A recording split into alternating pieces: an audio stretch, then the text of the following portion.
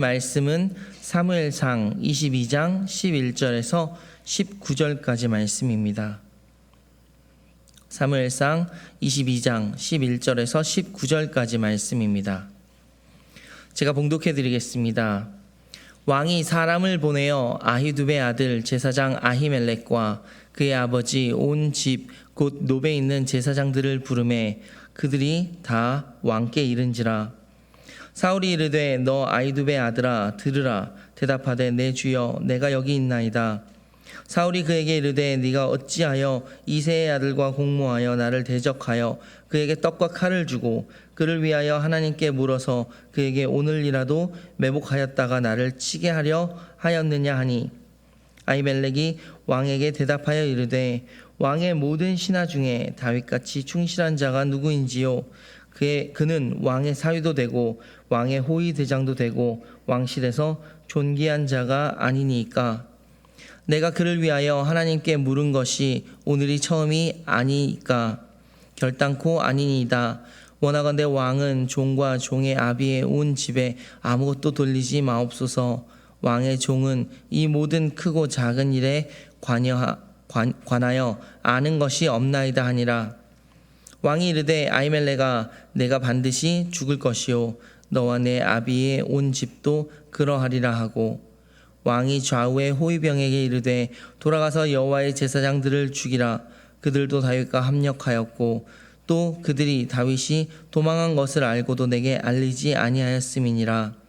하나 왕의 신하들이 손을 들어 여호와의 제사장들을 죽이기를 싫어한지라. 왕이 도액에게 이르되 너는 돌아가서 제사장들을 죽이라 하매 에돔 사람 도액이 돌아가서 제사장들을 쳐서 그날에 세마포 에봇 입은 자 85명을 죽였고 제사장들의 성읍 노베 남녀와 아이들과 젖먹는 자들과 소와 나귀와 양을 칼로 쳤더라. 아멘. 이것은 살아계신 하나님의 말씀입니다. 할렐루야. 반갑습니다, 여러분. 오늘 기도가 너무나 은혜스러웠어요. 속을 막 후벼 파는, 참 너무 감사해요. 계속 기도만 했으면 설교 안 하고 기도만 했으면 어떨까, 좋았을까 하는 그런 생각이 들 정도로 참 은혜로운 기도였습니다. 너무 감사하고 우리 하나님께서 그 기도 들어 응답해 주실 줄 믿습니다. 여러분, 우리가 살고 있는 이 세상은 어떤 세상일까요? 내가 살고 있는 이 세상이 어떤 세상인지 혹시 생각해 보신 적 있으세요? 우리가 살고 있는 이 세상은 어떤 세상이냐? 보이다가 없어지고 나타났다 사라지는 세상이에요. 마치 바다의 파도와 같아요. 바닷가에 가서 보면은 바람이 불면 파도가 일어나잖아요. 그렇죠? 그리고 바람이 잔잔해지면은 파도도 없어져요. 나타났다가 사라지는 것이죠. 자, 그런데 바다는 어떤가요? 파도가 있으면 바다가 있고 파도가 없으면 바다가 없는 건가요? 그렇지 않죠. 파도가 일어나든 파도가 사라지든 항상 바다는 거기에 있는 것이죠. 그런데 우리의 눈은 어떠냐? 우리의 눈은 파도, 즉 일어나는 현상만 바라보는 거예요. 거기에만 포커스를 맞춰요. 쉽게 말해서 파도의 현상에 현혹되어 산다는 것이죠. 우리가 하나님을 믿는 것도 그렇습니다. 여러분, 우리가 하나님 믿을 때도요, 일이 잘 풀려요. 내가 생각한 대로 일이 잘 돼요. 그러면 하나님이 항상 내 옆에 살아계신 것 같아요. 그런데 일이 안 풀려요. 내가 원하는 대로 안 돼요. 내 생각대로 안 돼요. 그럼 뭐라고 합니까? 하나님, 어떻게 이럴 수가 있습니까? 도대체 하나님이 계신 겁니까? 안 계신 겁니까? 하나님이 갑자기 사라지는 거예요. 여러분, 왜 우리의 마음이 자꾸 흔들릴까요? 하루에도 수십 번씩 마음이 왔다 갔다 하잖아요. 왜? 우리의 눈이 어디에 나타났다 사라지는 현상에, 파도에 포커스를 맞추고 살기 때문에 그렇습니다. 얼마 전에 저희 집 담장 사이에서 오이가 나오고 호박이 나오기 시작했어요. 제가 계단에서 그 오이를 이렇게 보면서 호박을 이렇게 보면서 있는데 글이 갑자기 생각나서 제가 막 좀 적어봤어요. 함께 여러분과 나누고 싶어서 한번 읽어드리겠습니다. 제목은요, 없다가 있다가입니다. 담장 사이 빈틈에 씨를 뿌렸습니다. 오이씨, 호박씨. 외롭지 말라고 2개씩, 3개씩 사이좋게 묻어줬습니다. 더위님도 찾아오고 빈님도 지나가고 번개와 천둥이 가슴 놀라게 만들기도 했습니다. 그러던 어느 날 흙더미 밀어내고 떡잎이 올라왔습니다. 그리고 이젠 내 키보다 더 큰 오이넝쿨, 호박넝쿨이 되어버렸습니다. 내 눈에만 보이는 아주 작은 씨를 땅에 묻었을 때 세상에서 그것들은 다 사라지고 말았습니다.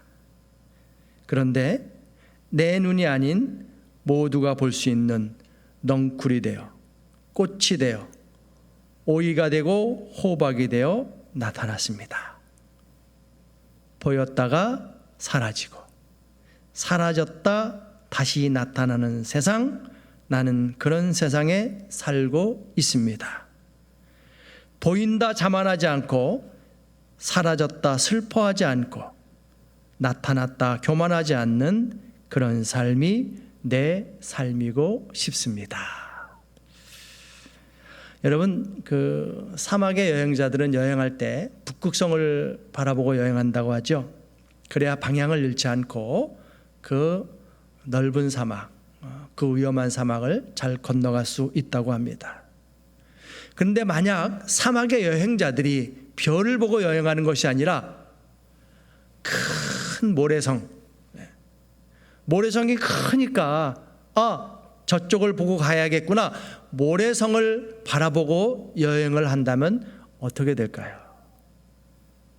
그 사람은 결국 그 사막을 벗어나지 못하고 그 모래더미 속에 파묻혀서 죽고 말 것입니다.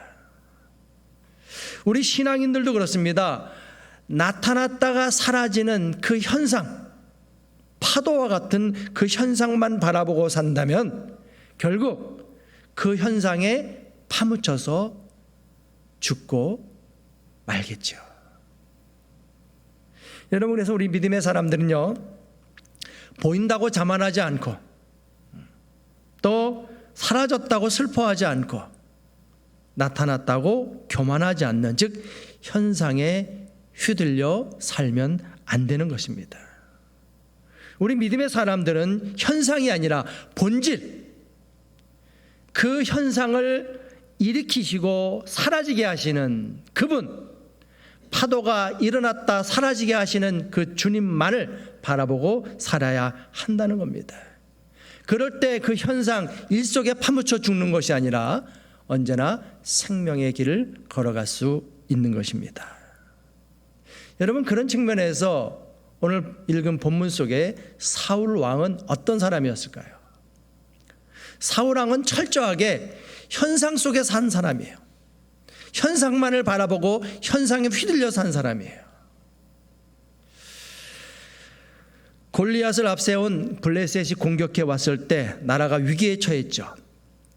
그때 하나님이 다윗을 보내주셔서 아주 전쟁이 싱겁게 끝나버렸어요. 다윗이 골리앗의 목을 치는 바람에 전쟁이 싱겁게 끝나고 말았죠. 여기까지는 아무런 문제가 없었어요. 그런데 사울이 전쟁에서 이기고 성으로 돌아오는데 성 안에 있는 사람들이 노래를 부르는 거예요.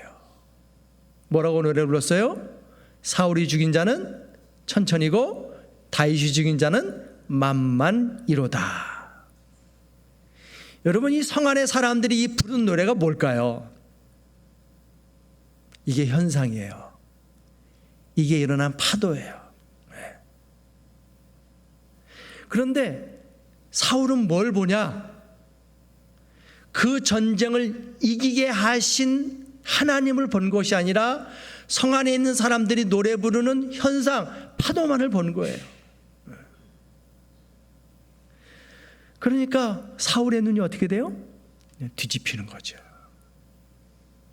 눈이 뒤집혀서 이제 다윗을 죽이려고 하는데, 이번엔 둘째 딸 미갈이 아버지인 자기를 돕지 않고 거짓말까지 해서 다윗을 도와주는 뭐가 또 현상이 일어나요.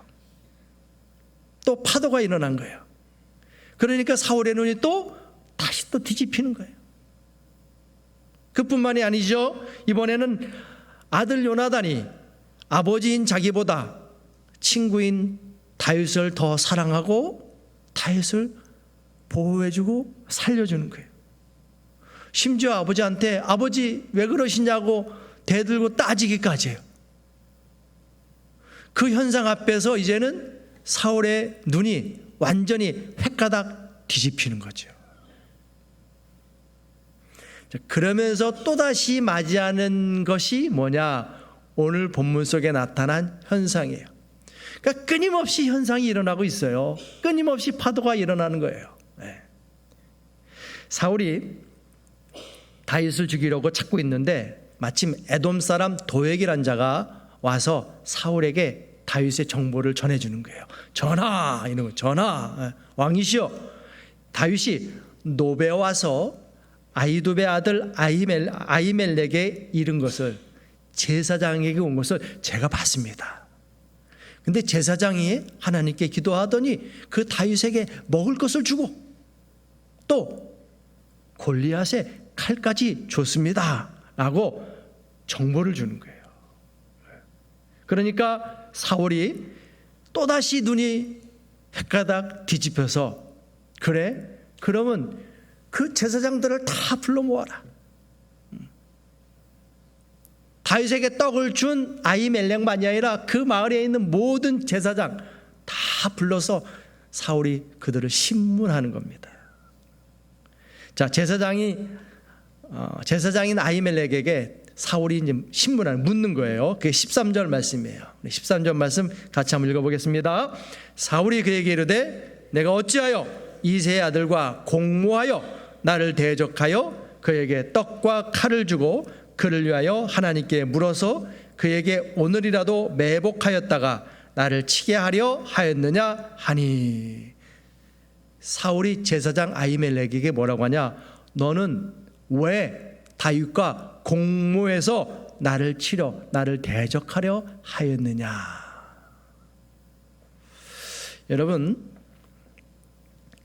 제사장인 아히멜렉이, 목사인 박 목사가 제사장인 아히멜렉이 굶주림에 있던 다윗에게 먹을 것을 줬어요. 그리고 가만히 생각하니까 골리앗은 누가 죽였냐면 다윗이 죽였단 말이에요. 그러니까 골리앗의 칼을 다윗에게 줬어요. 여러분, 이 일은 어떤 일일까요? 여러분, 이 일이 어떤 일이라고 여러분 생각하십니까? 여러분, 이 물음은요, 사울에게나 오늘 우리에게나 매우 중요한 물음입니다. 다시 한번 여쭤볼까요? 제사장 아히멜렉이 다윗에게 먹을 것을 준 것과 골리앗의 칼을 준 일은 어떤 일일까요?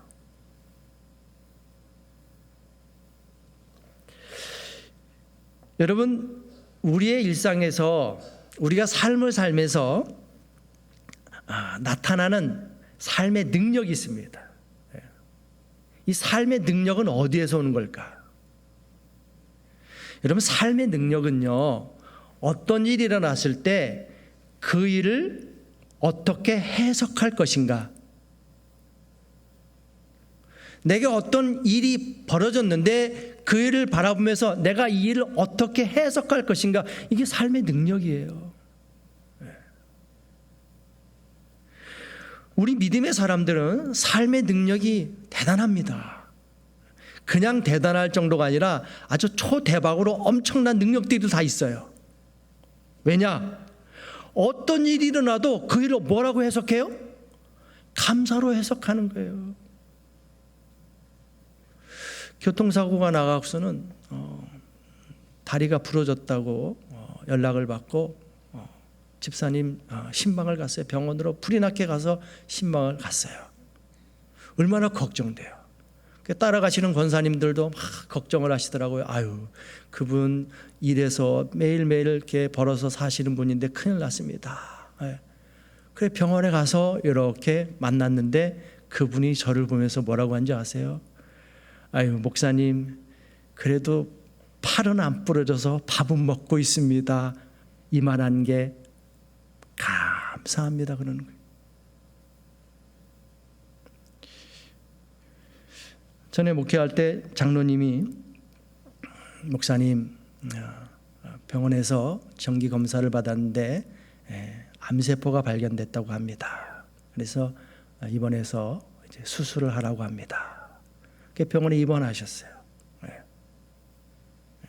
서울 시내에 있는 병원이었는데 신방을 갔죠. 걱정스러운 마음으로 장로님을 대했는데 장로님이 그러시더라고요. 목사님, 제가 인생을 살아오면서 이렇게 제 인생을 돌아보기는 이번이 처음입니다. 하나님이 저를 다시금 돌아보게 해 주셨습니다. 감사하다는 거예요. 여러분, 이게 다 뭐겠습니까? 나타난 현상, 내게 벌어진 일을 어떻게 해석할 것인가, 어떻게 읽을 것인가, 그 일을 해석하는 능력인 것이죠. 그래서 초대교회 당시에 세상 사람들이 믿음의 사람들을 향해서 뭐라고 했냐? 저 사람들은 도대체 우리가 어떻게 감당할 수 없는 사람들이라고 얘기했습니다. 나타난 모든 현상을 감사로 해석하는 이 사람들을 세상이 감당할 수가 없었던 거예요. 자, 그런데 오늘 본문의 사울은 아히멜렉이 다윗에게 떡을 주고 골리앗에게 칼을 준 일을 어떻게 해석하냐? 그 일은 네가 다윗과 공모해서 나를 치려고 한, 대적하려고 한 일이다, 역적이다, 이렇게 해석합니다. 사울은 그 일을 제사장이 자기를 대적하는 일로 해석을 했던 거예요. 그럼 제사장이 변명을 해요. 뭐라고 하냐? 14절과 15절이에요. 한번 읽어보겠습니다. 아히멜렉이 왕에게 대답하여 이르되 왕의 모든 신하 중에 다윗같이 충실한 자가 누구인지요? 그는 왕의 사위도 되고 왕의 호위 대장도 되고 왕실에서 존귀한 자가 아니니까 내가 그를 위하여 하나님께 물은 것이 오늘이 처음이니까 결단코 아니니이다. 원하건대 왕은 종과 종의 아비의 온 집에 아무것도 돌리지 마옵소서. 왕의 종은 이 모든 크고 작은 일에 관하여 아는 것이 없나이다 하니라. 여러분, 제가 지난번에 설교했을 때 요나단이 아버지한테 한 얘기 있죠? 혹시 기억나십니까? 요나단이 아버지께 뭐라고 했냐면, 아버지, 세상 사람들도 다 아는데 왜 아버지만 모르시는 겁니까? 답답해 미치겠습니다. 그런데 오늘 제사장 아히멜렉이 하는 얘기도 똑같은 얘기예요. 왕이시여, 다윗은 왕의 사위고 왕의 호위 대장 아닙니까? 또 다윗에 대해서 내가 하나님께 물은 적이 한두 번이 아닌 것을 왕도 아시지 않습니까? 아니, 저도 알고 세상도 다 아는데 왜 왕께서는 모르시는 겁니까? 똑같은 얘기거든요. 그런데요, 너무너무 심각하고 무서운 것이 뭐냐면요, 사울 왕이 이 일을 이렇게 해석한 이유입니다. 그 일을 그렇게 해석하니까 어떤 일이 벌어지냐? 16절 왕이 이르되 아히멜렉아, 내가 반드시 죽을 것이요 너와 내 아비의 온 집도 그러하리라 하고. 사울이 제사장과 제사장의 가족과 그 온 마을 사람들을 다 죽이겠다는 거예요. 뭐 하니까? 그렇게 해석하니까. 그리고 그 협박을 그대로 시행하죠. 17절을 보면요, 왕이 호위병에게 이르되 돌아가서 여호와의 제사장들을 죽이라. 그들도 다윗과 합력하였고 또 그들이 다윗이 도망한 것을 알고도 내게 알리지 아니하였음이니라. 하나 왕의 신하들이 손을 들어 여호와의 제사장들 죽이기를 싫어한지라. 왕이 호위병들에게 가서 저분들은 다 역적이니까 다 죽여. 그러니까 신하들이 어떻게 반응하냐? 여호와의 제사장들 죽이기를 싫어해요. 신하들도 다 아는 거예요. 사울의 해석이 옳지 않다는 것을요. 그러니까 말은 못하고, 권력이 무서워서 말은 못하고 그냥 모른 채 방관하는 거죠. 그러니까 사울이 그 일을 누구한테 시키냐면은 도액이라는 자에게 시켜요. 18절과 19절 또 보겠습니다. 왕이 도액에게 이르되 너는 돌아가서 제사장들을 죽이라 하매 에돔 사람 도액이 돌아가서 제사장들을 쳐서 그날에 세마포 입은 자 85명을 죽였고 제사장들의 성읍 노베 남녀와 아이들과 젖 먹는 자들과 소와 나귀와 양을 칼로 쳤더라. 도액은 유대인이 아니고 에돔 사람 이방인이에요. 여호와 하나님을 두려워하는 자가 아니에요. 그러니까 제사장과 그 마을 사람들을 죽이는데 전혀 두려움이 없었던 거예요. 얼마나 끔찍한 일이 벌어졌습니까? 세마포 에봇 입은 자 85명을 죽였다. 저처럼 이 목사 옷을 입은 사람 85명을 다 죽였다는 거예요. 그뿐만이 아니죠. 남녀와 아이들과 젖 먹는 자들과 갓난아이도 죽였어요. 소와 나귀와 양들까지 다 칼로 죽였다는 거예요. 딱 한 사람이 남습니다. 본문을 계속 읽어보면 한 사람, 제사장의 아들 아비아달이 살아남습니다. 그가 살아서 도망해서 다윗에게 가서 이 모든 사실을 알리고 이 사람은 훗날 다윗이 왕이 됐을 때 이스라엘의 대제사장이 되죠. 여러분, 내게 일어난 일, 내게 나타난 현상 어떻게 해석하느냐에 따라서 이 삶의 모습이 극과 극으로 달라지는 거예요. 여러분, 오늘 지구촌에서 벌어진 수많은 일들, 오늘 집사님이 기도하시는데 마음이 참 아프더라고요. 요즘 아주 지구촌이 아주 좀 뜨겁잖아요. 그 수많은 전쟁들 결국 보면요, 해석의 차이예요. 그 해석을 또 다름으로 보지 않고 틀림으로 보는 거잖아요. 그러니까 다툼이 일어나고 전쟁이 일어나는 것이죠. 여러분, 해석은 여러 가지가 있을 수 있어요. 그런데 내 해석은 옳고 저 사람의 해석은 틀렸다. 그러면 어떻게 될까요? 그 순간 나는 선이고 저 사람은 악이에요. 그래서 저놈은 살아있으면 안 돼. 죽이거나 없어져야 돼. 이렇게 되는 거죠. 사울이죠. 여러분, 이 지구촌에는 수십억 명의 사람들이 살고 있습니다.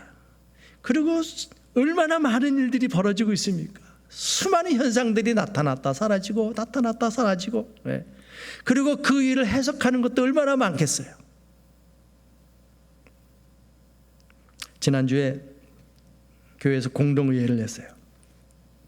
여러분, 공동의회가 뭘까요? 우리 교회에 나타난 현상이에요. 그렇죠? 결과도 뭐예요? 우리 교회에 나타난 현상이에요.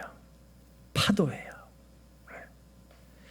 그런데 그 현상에 대해서 여러분은 어떻게 해석하고 계십니까? 주일날 교회에 한 500여 명이 오세요. 그 현상을 어떻게 해석할까요? 아마 500여 가지의 해석이 나올 것 같아요. 그렇죠? 그런데 그 현상에 대해서 내 해석은 맞고 저 사람의 해석은 틀려서 라고 한다면 우리 교회 가운데서 어떤 일이 일어날까요? 여러분, 우리 믿음의 사람들은요, 나타난 현상에 대해서 맞고 틀리고를 말하는 사람들이 아닙니다. 잘 들으셔야 됩니다. 우리 믿음의 사람들은 나타난 현상에 대해서 그것은 맞고 이것은 틀려, 맞고 틀리고를 말하는 사람들이 아니에요. 여러분, 그 모든 나타나고 사라지는 현상들 누구의 손에 있는 겁니까? 하나님의 손에 있는 줄 믿습니다. 하나님의 손에 있는 거예요. 파도를 일으키시는 분도 하나님이시고요, 그 파도를 잠잠케 하시는 분도 하나님이세요. 그렇다면 하나님을 믿는 우리는 나타났다 사라지는 그 현상들을 어떻게 해석해야겠냐는 겁니다.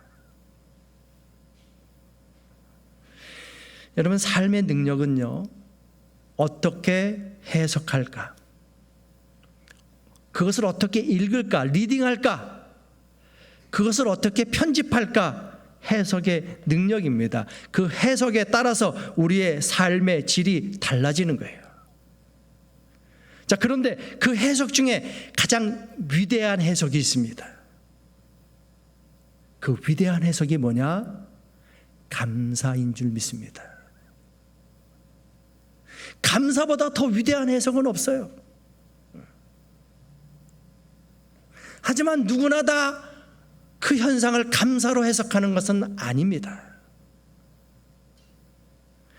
여러분, 내가 그 일을 감사로 해석할 수 있는 것은 내 안에 누가?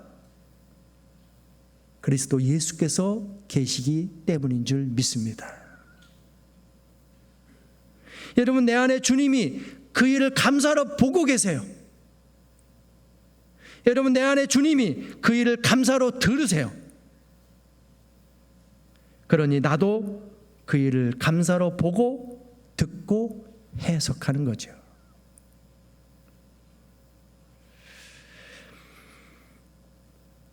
여러분, 우리는 살아가면서 수많은 일들을 경험합니다. 나타났다가 사라지고, 그게 우리가 살고 있는 이 세상입니다. 그러나 그 나타났다 사라지는 그 현상에 현혹되고 흔들리는 것이 아니라 그 어떤 일 앞에서도 감사로 해석할 수 있는 여러분들이 될 수 있기를 바랍니다. 그래서요, 언제나 미소를 잃지 않고